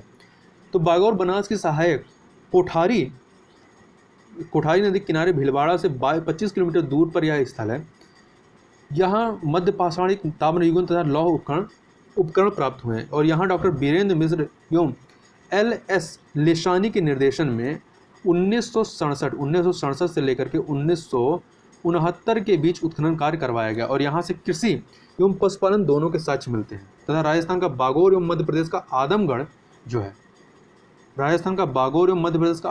है प्राचीनतम पशुपालन अर्थव्यवस्था के साक्ष्य प्रस्तुत करते हैं। तो पशुपालन के साक्ष्य कहाँ से मिलते हैं? तो राजस्थान का बागोर और मध्य प्रदेश का आदमगढ़। आगे बात कर लेते हैं बालाथल के बारे में। तो बालाथल कहाँ पे है? ये उदयपुर में है। ये राजस्थान के उदयपुर में। तो उदयपुर से 42 किलोमीटर दक्षिण पूर्व बल्लभ नगर तहसील में यह स्थल स्थित है। 1993 में इस स्थल का उत्खनन जो है वो प्रोफेसर BN मिश्र के निर्देशन में कराया गया। और यहाँ से प्राप्त मृदभांडों की सादृश्यता जो है वो हड़प्पा स्थल से प्राप्त मृदभांडों से की जाती है। मतलब जैसे आपको आगे चल के हड़प्पा इस काल में मृदभांड मिलते हैं वैसे ही यहाँ पर मिलते हैं। तथा प्राप्त जो ताम्र औजार हैं तो ताम्र औजारों पर भी हड़प्पा सभ्यता का प्रभाव दिखाई पड़ता है। तथा नवपाषाण काल से जो है यह हड़प्पा सभ्यता का प्रतिनिधि केंद्र रहता है। आप हड़प्पा सभ्यता जब पढ़ेंगे तो वहाँ पे भी बालाथल की चर्चा होगी। और इस स्थल का प्रभाव मतलब आप देखेंगे नवपाषाण काल से हड़प्पा सभ्यता तक प्रतिनिधि केंद्र था। और इस स्थल पर लगभग 22 स्तर अर्थात पेज देखे गए हैं। तथा मिट्टी के साण की उपलब्धि हड़प्पा से प्राप्त वृषभ मुद्राओं का स्मरण कराती है। तो यहाँ पर मिट्टी के साण मिले हैं की आकृति मिली है। और उसको आप देखेंगे जो हड़प्पा में वृषभ मुद्राएं मिलती हैं उनसे काफ़ी सदृशता इसकी दिखाई पड़ती है। तथा विद्वानों की मान्यता है कि यहाँ के लोगों ने ताम्र संस्कृत से लौह सभ्यता तक इस स्थल को आबाद रखा। मतलब यहाँ पर ये समाप्त नहीं होता बल्कि ये लौह सभ्यता तक यहाँ पर लोग अपने कल्चर को चलाते रहते हैं। तथा उत्खनन में प्राप्त ताम्र मुद्राओं पर हाथी एवं चंद्रमा की आकृतियाँ भी मिली हैं। इसके अलावा अगला स्थल जो यहाँ पर है गणेश्वर जो है यह कहाँ पर सीकर जिले में नीम का थाना के निकट काटली नदी किनारे यह स्थल स्थित है और यहाँ से बड़ी संख्या में ताम्र औजार प्राप्त हुए हैं। संभवतः मोहनजोदाड़ो एवं हड़प्पा को तांबा जो है, आगे चल के जब हम हड़प्पा में देखेंगे तो मोहनजोदड़ो एवं हड़प्पा को तांबा इसी क्षेत्र से जाता था, ऐसा माना जा सकता है। और यहाँ से लगभग 4000 ताम्र उपकरण भी प्राप्त हुए हैं। अब चलते हैं दक्षिण भारत। छठा जो भौगोलिक केंद्र है या स्थल है वो आपका दक्षिण भारत है। तो दक्षिण भारत की तरफ चलते हैं। तो यहाँ के यदि प्रमुख स्थलों की बात करें तो दक्षिण भारत में उन्नत आखेट अर्थव्यवस्था चरण से खाद्य उत्पादक अर्थव्यवस्था चरण में संक्रमण की समस्या अभी तक यहाँ पर स्पष्ट रूप से हल नहीं की जा सकी है तथा नवपाषाणकालीन बस्तियाँ पहाड़ी और शुष्क दक्कन पठार पर पाई गई हैं और ये बस्तियाँ खासतौर से कुछ क्षेत्रों में फली फूली, जहाँ सामान्य वर्षा प्रतिवर्ष जो है 25 सेंटीमीटर से कम होती है तथा दक्षिण भारत की नवपाषाण संस्कृति के विभिन्न पहलुओं पर प्रकाश डालने वाले जिनका उत्खनन किया गया है वो स्थलों की यदि बात करें तो इसमें आपका कर्नाटक में मस्की, ब्रह्मगिरी, हल्लूर, कोडक्कलू, पिपलीहल, संगनकल्लू, टी नरसीपुर और टेक्कल कोट ये प्रमुख है। इसके अलावा तमिलनाडु में यदि देखेंगे तो पय्यमपल्ली तमिलनाडु में है और आंध्र प्रदेश में उतनूर, कोडेकल, नागार्जुनकोंडा और पलाय वोय है। तो दक्षिण के नवपाषाण काल का समय जो है वो कब से कब तक है, 2600 से लेकर के 800 ईसा पूर्व माना गया है। आगे देखें तो पुरातत्वविदों ने दक्षिण भारत की नवपाषाण संस्कृति को 3 चरणों में वर्गीकृत किया है। कितने चरणों में? 3 चरणों में वर्गीकृत किया गया है। अब इन चरणों को एक एक करके देखते हैं। तो सबसे प्रारंभिक चरण के जो साक्ष्य हैं वो आपको सगनकल्लू और नागार्जुनकोंडा में मिलते हैं। कहाँ पर मिलते हैं? सगनकल्लू और नागार्जुनकोंडा में मिलते हैं। नागार्जुनकोंडा जो है, नागार्जुनकोंडा से में प्राप्त अवशेषों के धुंधले चिन्ह लेपित बाहरी सतहों वाले अपरिष्कृत हस्त निर्मित पीले रक्ताभ भूरे मृदभांड। मतलब ये मृदभांड कैसे थे?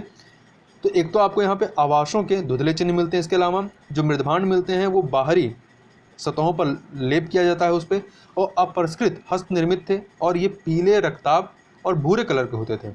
इसके अलावा चकमक के फलक और घर्षित पत्थर के औजारों से भी प्रदर्शित होता है कि लोगों को खेती का केवल अल्प विकसित ज्ञान था। मतलब इन चीज़ों से पता चलता है कि यहाँ पर खेती बहुत ज़्यादा विकसित नहीं थी, संभवतः वे जानवर नहीं पालते थे। इस चरण का तिथि जो है निर्धारण वो 2500 ईसा पूर्व अथवा इससे पहले किया जा सकता है। जबकि जो दूसरा जो चरण आता है तो दूसरे चरण में पहले चरण के जो लक्षण तो जारी रहते हैं, परंतु मृदभांड जो होते हैं अब यहाँ पर वो मुख्यतः लाल रंग की बनावट के थे। अब विशेषता इसमें यही आती है दूसरे चरण में कि जो मृदभांड होते हैं वो लाल रंग के हो जाते हैं। और इसके अलावा मणिकरी कला और पशुपालन जो है ये नए लक्षण के रूप में उभर करके आते हैं। मतलब इस चरण में मणिकारी कला दिखाई पड़ती है और पशुपालन भी दिखाई पड़ते हैं। अब सूक्ष्म पत्थर जो है वो स्फटिक क्रिस्टलों के बनने लगे थे। अब तीसरे चरण की यदि बात करें तो तीसरा चरण जो लगभग 1900 ईसा पूर्व प्रारंभ होता है, यह तीसरे चरण में धूसर भांड जो है ये प्रमुख रहे हैं तथा चरण 2 के लाल भांड और लघु फलक उद्योग जो है इस चरण में भी जारी रहते हैं तथा विभिन्न प्रकार के नवपाषाण औजार भी इस चरण में पाए जाते हैं। और ये इस बात का संकेत करते हैं कि खेती का कार्य जो है वो अधिक किया जा रहा था और भोजन संग्रह तथा आखेट की अब जो भूमिका रहती है वो गौण हो जाती है। मतलब अब अधिक ध्यान जो है खेती पर होता है और भोजन संग्रह करना और आखेट जो है अब ये सेकेंडरी हो जाती हैं। बाद के दोनों चरणों की विशेषताएं जो हैं वो नागार्जुनकोंडा में आवास गर्तों में लक्षित होती हैं। तो आवास गर्त कहाँ पाए जाते हैं? तो नागार्जुनकोंडा में मिलते हैं, जिसकी छतों, ये जो आवास गर्त होते थे इनकी छतों को संभालने के लिए लकड़ी के लट्ठों का इस्तेमाल किया गया था यहाँ पर।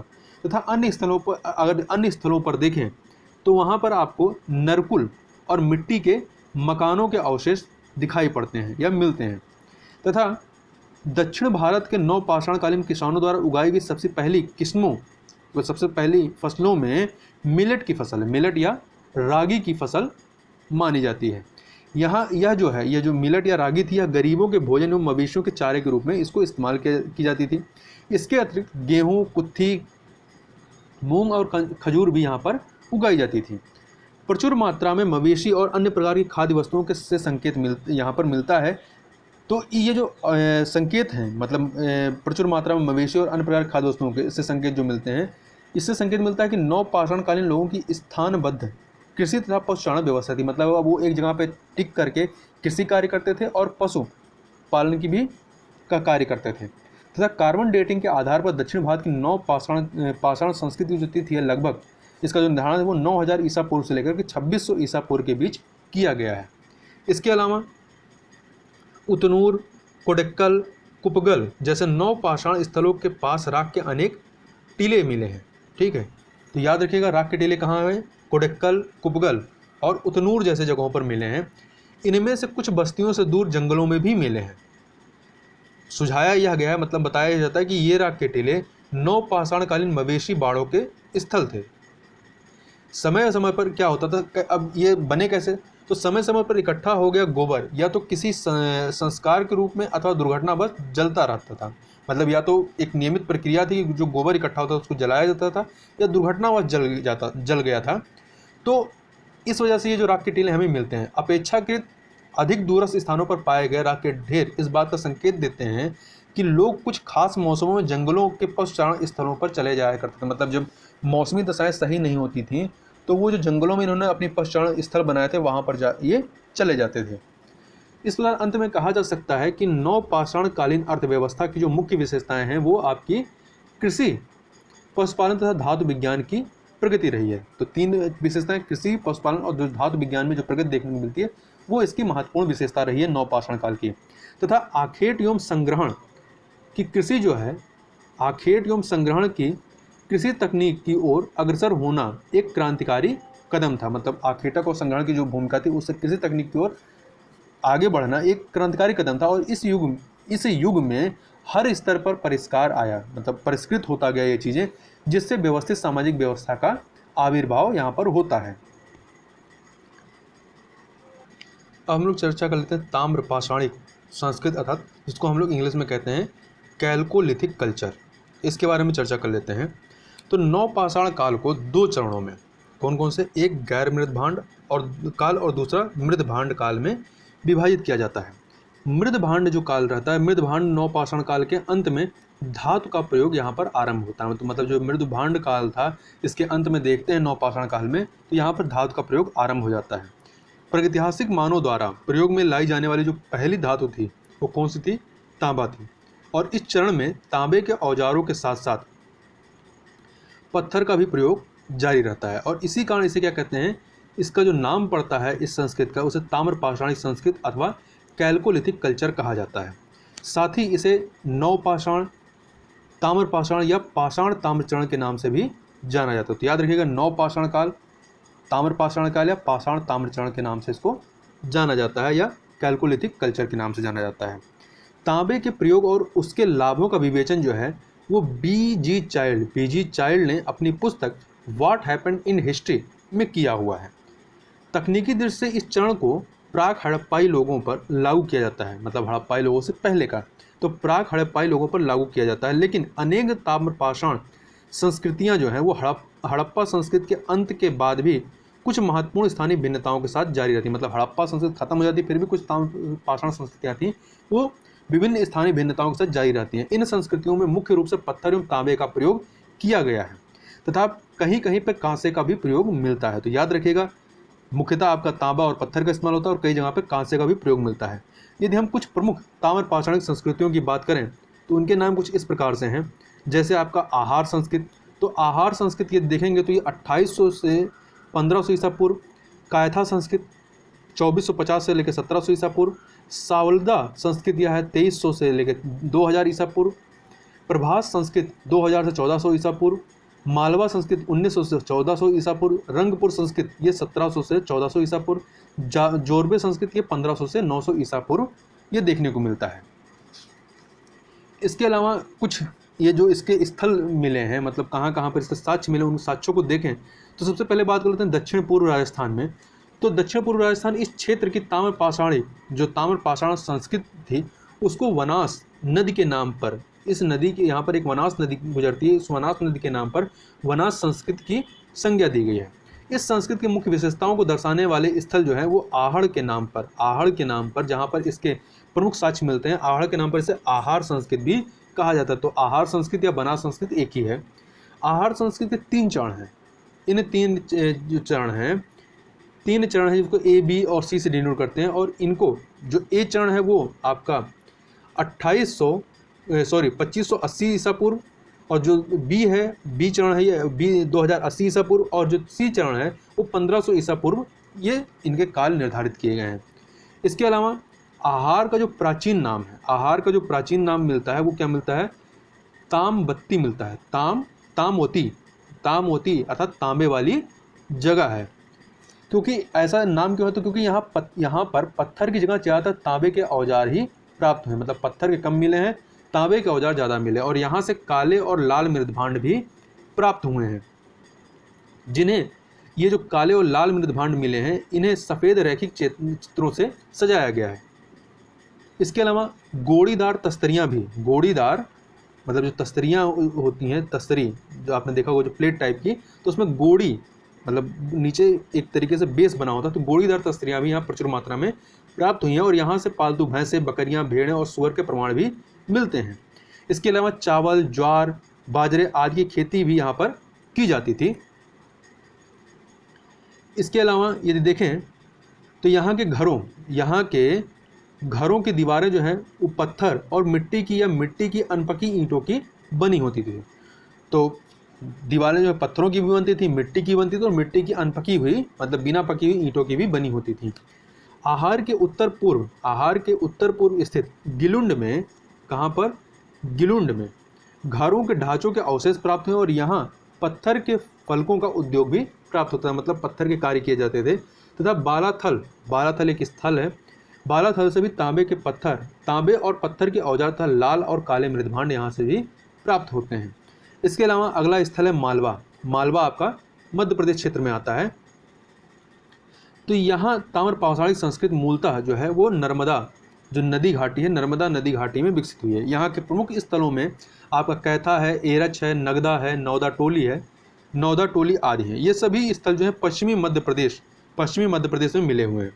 उज्जैन के निकट छोटी काली सिंध के किनारे कैथा का जो उत्खनन है वो 2 बार हुआ, और वहाँ ताम्र पाषाणिक बस्ती के 3 चरणों का पता चलता है। बस्ती का जो प्रारंभिक चरण काल रहा है वो 2400 ईसा पूर्व और 2120 ईसा पूर्व के मध्य निर्धारित किया गया है, जबकि दूसरा काल जो है वो 2100 ईसा पूर्व से और 1800 ईसा पूर्व के बीच, जबकि तीसरा जो काल है वो 1800 ईसा पूर्व से 1500 ईसा पूर्व के बीच मतलब निर्धारित किया गया है।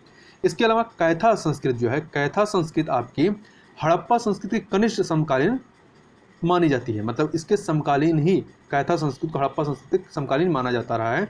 और यहाँ के कुछ मृदभांड और प्राग जो है वो यहाँ के कुछ मृदभांडों पर प्राक हड़प्पाई प्रभाव तथा कुछ पर हड़प्पाई प्रभाव दिखाई पड़ता है। तथा कैथा के एक घर में कैथा जो स्थल है या संस्कृति, यहाँ के एक घर में तांबे के 29 जो हैं वो कंगन और 2 अद्वितीय ढंग की कुल्हाड़ियाँ पाई गई हैं, और इसी स्थल से स्टेराइड और कैमोलिन जैसे उत्कृष्ट पत्थरों की गोलियों के हार जो हैं वो पात्रों में जमा किए गए हैं। इससे पता चलता है कि इस संस्कृत के लोग अमीर थे तथा कैथा संस्कृत की कई बस्तियाँ जो है ये किलाबंद पाई गई। तो ये पूछा जाए किस संस्कृत की बस्तियाँ किलाबंद पाई गई हैं, तो कैथा संस्कृत की कई बस्तियाँ किलाबंद रही हैं।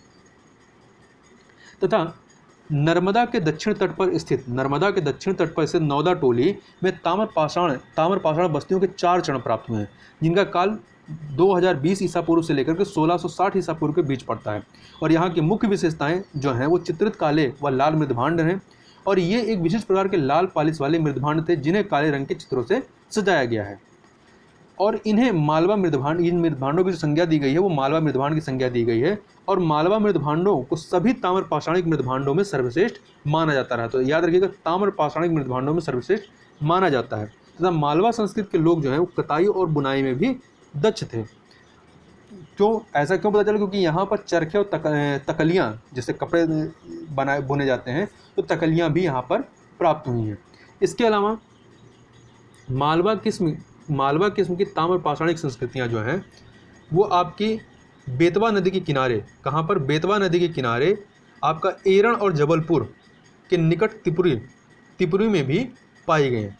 त्रिपुरी, आप जब आधुनिक भारत का इतिहास पढ़ते हैं तो वहाँ पर त्रिपुरी का चर्चा होती है। क्यों होती है?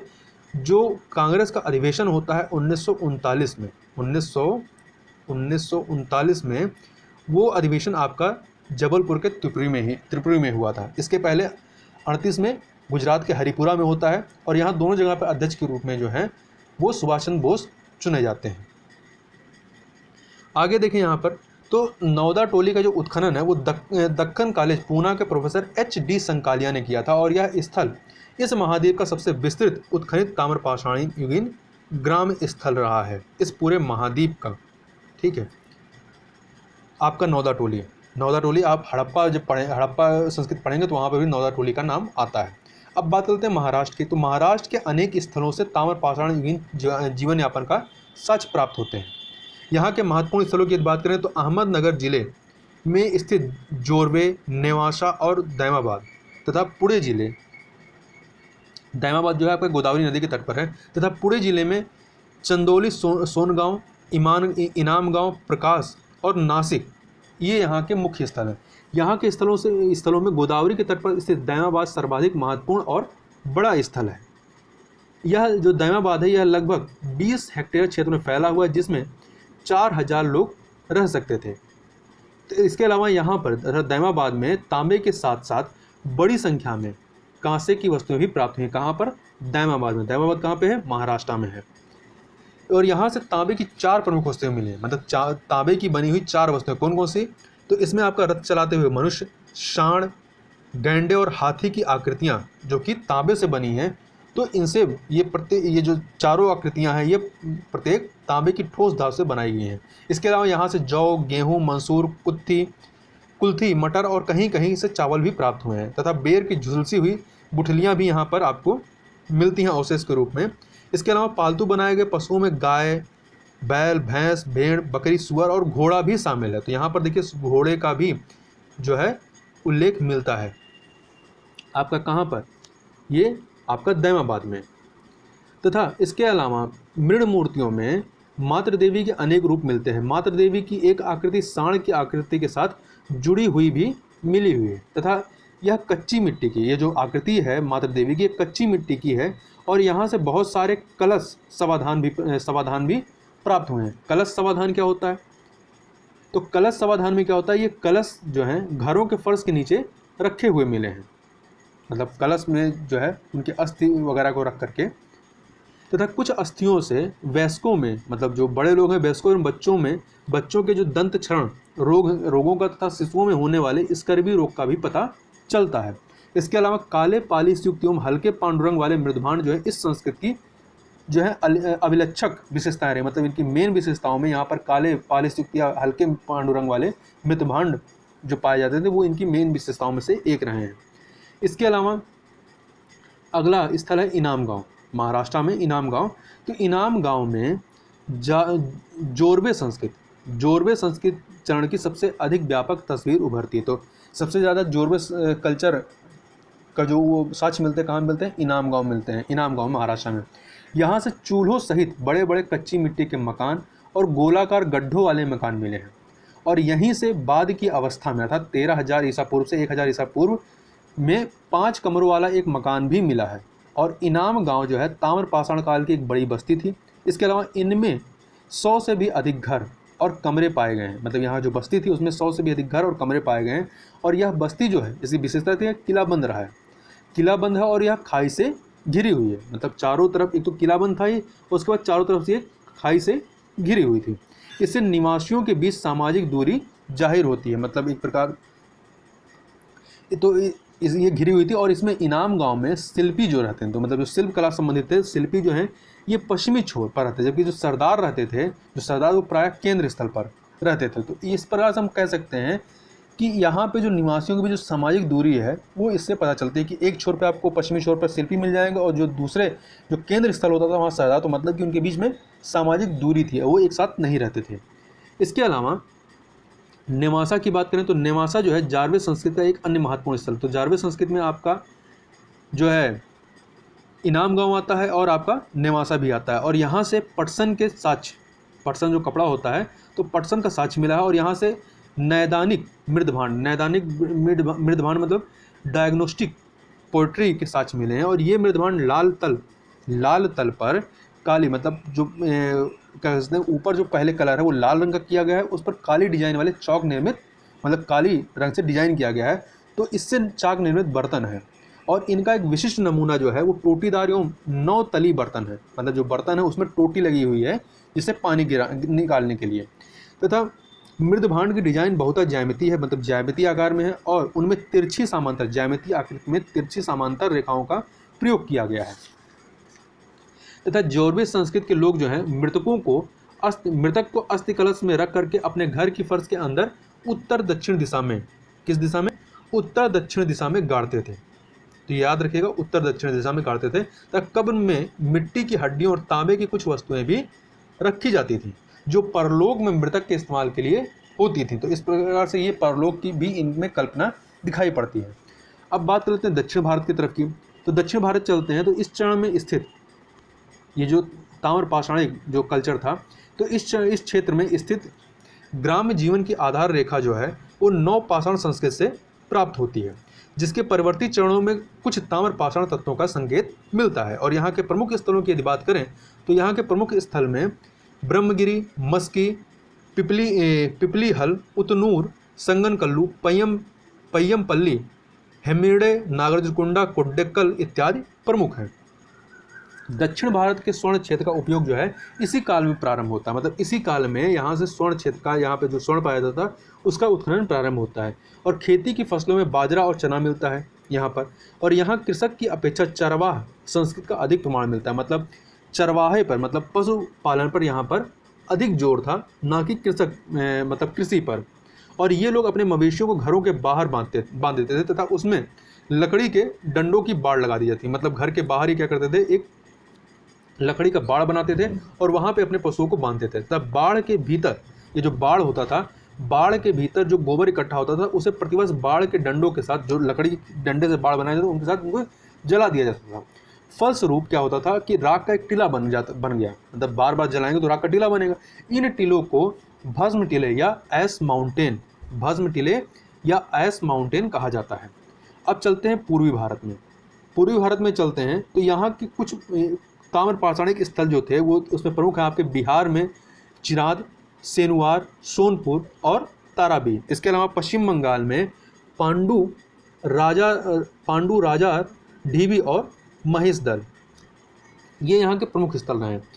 तथा ये ऊपरी गंगा घाटी और गंगा यमुना दोआब में चलते हैं तो यहाँ इलाहाबाद के आसपास के बिंद क्षेत्र में कई ताम्र पाषाणिक स्थल मिले हैं। इसमें आपका जो है इमली डी, नरहन, सुघोरा और फैरा डी इत्यादि कुछ महत्वपूर्ण स्थल हैं। साई पाई नामक एक स्थल पर एक तलवार और एक मत्स्य भाले का सिरा भी मिला है, जिनका गेरुवर्णी मृदभांड से सीधा संबंध देखा गया है। अब हम लोग थोड़ा सा ताम्र पाषाणिक संस्कृत जो ये रहा है, कैल्कोलिथिक जो कल्चर रहा है, इसके कुछ महत्व को देख लेते हैं। तो परवर्ती काल में भारतीय संस्कृत के विकास के क्रम में ताम्र पाषाणिक संस्कृतियों का बहुत महत्व रहा है। संपूर्ण भारत में ग्रामीण कृषक समुदायों का गठन जो होता है वो इसी काल में होता है, अर्थात ताम्र पाषाणिक संस्कृत काल में होता है। और इसी काल में आधुनिक भारतीय ग्रामीण समाज की नींव पड़ती है और आधुनिक कर्मकांड और आचार व्यवहारों का ढांचा भी इसी काल की देन है।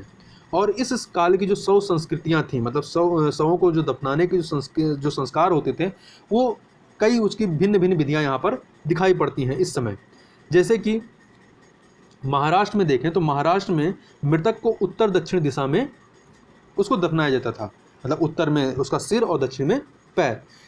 किंतु दक्षिण भारत में देखेंगे तो दक्षिण भारत में आपको ये जो है पूर्व पश्चिम दिशा में रखा जाता था। कहाँ पर? पूर्व पश्चिम दिशा में। और जबकि पश्चिमी भारत में लगभग संपूर्ण विस्तीर्ण, मतलब पूरी तरीके से समाधान यहाँ प्रचलित है। जबकि पूर्वी भारत में आप जाएंगे तो यहाँ पर आंशिक समाधान। तो पश्चिमी भारत में संपूर्ण समाधान मिलता है, जबकि पूर्वी भारत में आंशिक समाधान दिखाई पड़ता है, अर्थात फ्रैक्शनल इसको कह सकते हैं, फ्रैक्शनल वेरियल कह सकते हैं।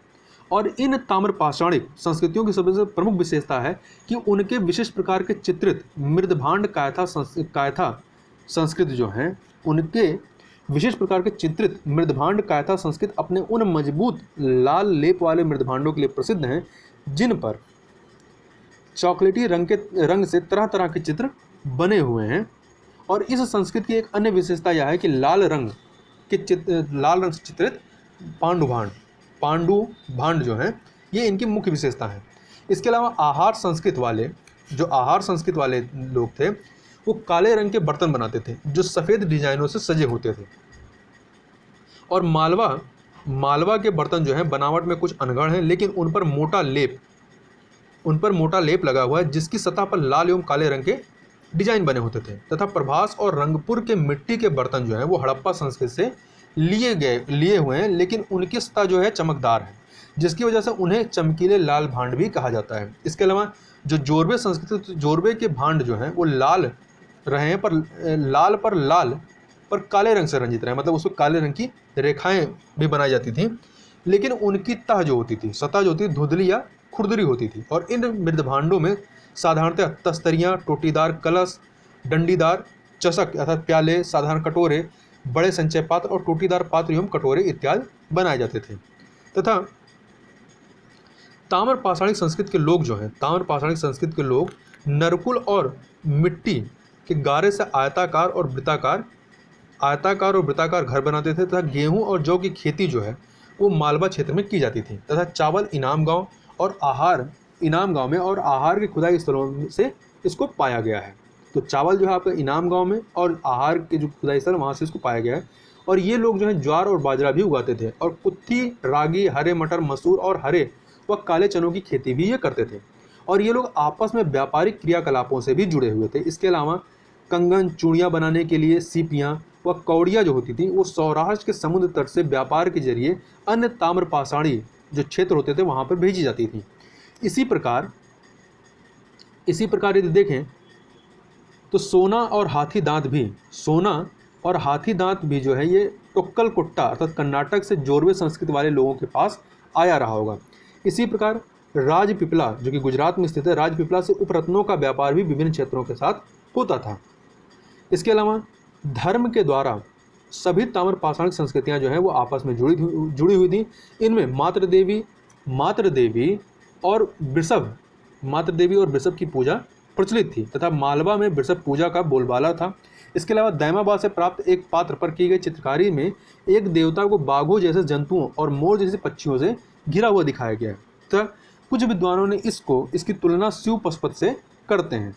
इसके अलावा उत्तरकालीन जोरवे संस्कृत के स्थल जो है इनाम गांव के पूरा स्थल पर अनेक सिरकटी छोटी छोटी मूर्तियां मिली हैं और इनकी तुलना जो है वो महाभारत के देवी विश्रा से की गई है तथा बड़ी संख्या में अग्निकुंड के मिलने से अग्नि पूजा का भी अनुमान यहाँ पर लगाया जाता है। तथा ताम्रपाषाण युगीन कृषकों ने मिट्टी और धातु की प्रौद्योगिकियों में पर्याप्त प्रगति कर ली थी। मतलब इस समय देखेंगे तो ये जो कृषक रहे हैं उन्होंने मिट्टी और जो धातु की प्रौद्योगिकी मतलब जो टेक्नोलॉजी थी इसमें इन्होंने व्यापक प्रगति की हुई थी। उनके द्वारा चित्रित भांड बहुत अच्छे बनाए जाते थे और आग में पकाए जाते थे। उनके भट्ठों जिस पर ये पकाते थे भट्ठों की आग का जो तापमान था वो 500 से लेकर के 700 डिग्री सेंटीग्रेड तक होता था। मतलब इनके पास कोई ना कोई टेक्नोलॉजी थी। तथा धातु के औजारों में हम कुल्हाड़ियाँ, छेनियाँ, कड़े, मनके, कांटे आदि पाते हैं जो अधिकतर तांबे के बने होते थे। सोने के आभूषण बहुत ही दुर्लभ थे और ये केवल जोरबे संस्कृत में ही पाए गए हैं। तो याद रखिएगा जो सोने के आभूषण कहाँ पाए गए हैं, जोरबे संस्कृत में पाए गए हैं। अब हम लोग ताम्र नदियाँ और गौरिक मृदभांड जो है इनके बारे में बात कर लेते हैं। तो सर्वप्रथम 1822 में कानपुर के जिले बिठूर से तांबे के कांटेदार बर्छे प्राप्त हुए। तब से लेकर आज तक लगभग 1000 तांबे की वस्तुएं भारत के विभिन्न भागों में 90 पुरा स्थलों से प्राप्त हो चुके हैं। 40 से अधिक ताम्र निधियां जिनमें अंगूरी, कुठारी, खड्डग, हारपून, दुसिंगी, तलवारें, मानवकृतियां आदि शामिल हैं। ये पूर्व बंगाल और उड़ीसा से पश्चिम में गुजरात और हरियाणा तक तथा दक्षिण में आंध्र प्रदेश से उत्तर प्रदेश तक के विशाल भूभाग में बिखरी पाई गई हैं। सबसे बड़ी निधि जो है वो मध्य प्रदेश के गुंगेरिया से प्राप्त हुई है जिसमें 424 तांबे के औजार और 102 चांदी के पतले पत्थर भी मिले हैं। लेकिन इन ताम्र निधियों में से लगभग आधी जो है वो गंगा यमुना दोआब में केंद्रित है, मतलब यहाँ पर पाई गई हैं। इन ताम्र निधियों का संबंध जो है कभी कभी गैरिक मृदभांड, जो हम लोग OCP के नाम से जानते हैं, तो गैरिक मृदभांड से भी लगाया जाता है। यह जो गैरिक मृदभांड के बारे में बात करें तो यह एक लाल अनुलेपित भांड होता है जो अक्सर काले रंग से रंगा हो रहता है और मुख्यतः कलश की शक्लों में ये होता है। अधिकांश गैरिक मृदभांड स्थल जो है दोआब के ऊपरी हिस्से में पड़ते हैं और इन गैरिक मृदभांडों का काल जो है मोटे तौर पर 2000 ईसा पूर्व से लेकर के 1500 ईसा पूर्व के बीच रखा जा सकता है। जब गैरिक मृदभांड की बस्तियां समाप्त हुई उस समय से लगभग 1000 ईसा पूर्व तक दोआब में कोई खास बस्तियां नहीं दिखाई देती हैं तथा हरियाणा और राजस्थान की सीमा पर अवस्थित जोधपुरा में गौरिक मृदभांड का सबसे बड़ा जमाव जो है देखा गया है। तथा उत्खनन कार्यों के दौरान एटा जिले, उत्तर प्रदेश के एटा जिले में देखें यदि एटा जिले के सेवई स्थल पर ताम्र संचय की वस्तुएं गौरिक मृदभांडों के साथ पाई गई हैं। इस प्रकार गंगा, यमुना, दोआब ये जहाँ जहाँ ताम्र संचय मिले हैं वहाँ लगभग सभी स्थलों पर गैरिक मृदभांड है वो भी पाए गए हैं। लेकिन बिहार, बंगाल और उड़ीसा में उनका सांस्कृतिक साहचर्य जो है वो स्पष्ट नहीं है, मतलब यहाँ पर इस तरीके से दोनों साथ साथ नहीं मिलते हैं। तथा ऊपरी गंगा घाटी के कुछ अन्य स्थलों जैसे कि आपका बहदराबाद, नसीरपुर यह हरिद्वार में है, राजपुर परसू मेरठ में, बिसौली, बदायूं और बहेड़िया शाहजहांपुर में पहले की खुदाइयों में ताम्र संचय पाए गए थे। वहीं बाद वाली खुदाइयों में गैरिक मृदभांड के ठिकरे मिले हैं। तो गैरिक मृदभांड वाले लोग जो हैं ये हड़प्पाई लोगों से कनिष्ठ समसामयिक थे, मतलब उनके एक तरीके से समकालीन मान सकते हैं। और जिस गैरिक मृदभांड वाले क्षेत्रों में रहते थे वहाँ हड़प्पाई के क्षेत्रों से बहुत दूर नहीं है। इसलिए हम गैरिक मृदभांड वाले लोगों और कांसे का प्रयोग करने वाले हड़प्पाई लोगों के बीच कुछ आदान प्रदान का अनुमान सहज ही कर सकते हैं कि मतलब इनके बीच कुछ आदान प्रदान होता था, मतलब ये एक दूसरे को जानते थे। आगे बात करते हैं कुछ विविध सांस्कृतिक स्थलों की बात करें तो प्रागैतिहासिक भारत के कुछ ऐसे स्थल भी हैं जो हड़प्पा संस्कृति के विकास की दृष्टि से महत्वपूर्ण हैं। इन स्थलों में आपका नाल संस्कृति आती है, कुल्ली संस्कृति आती है, सोची संस्कृति आती है। नाल संस्कृत, कुल्ली संस्कृत और सोथी संस्कृत, इन तीनों को ये करके देखते हैं। तो सबसे पहले नाल संस्कृत के बारे में बात करें तो पाकिस्तान के बलूचिस्तान प्रांत में स्थित नाल संस्कृत स्थल की खुदाई 1925 में की गई और यहाँ के घर जो है स्थानीय नदी से प्राप्त जो गोल पत्थर होते थे, तो गोल पत्थरों या निकटवर्ती पहाड़ियों से काटे गए विशाल शिलाखंडों से बनाए गए हैं या बनाए जाते थे।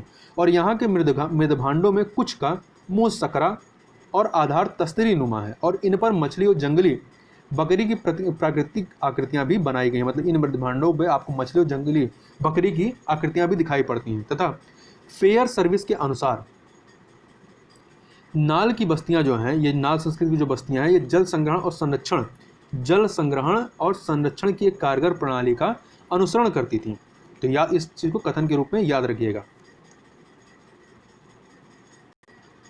अब हम लोग चर्चा कर लेते हैं कुल्ली संस्कृति की। तो कुल्ली संस्कृति देखें कहाँ कहाँ मिले, तो ये आपका कुल्ली, मेही, निंदोबरी, निया, ईबूथी शहर, यहाँ पर इसको उद्घाटित किया गया है, मतलब यहाँ पर इनके साक्ष्य मिले हैं और यहाँ अनेक कमरों वाले पत्थर के घर प्राप्त हुए हैं। तो ये खास विशेषता है कि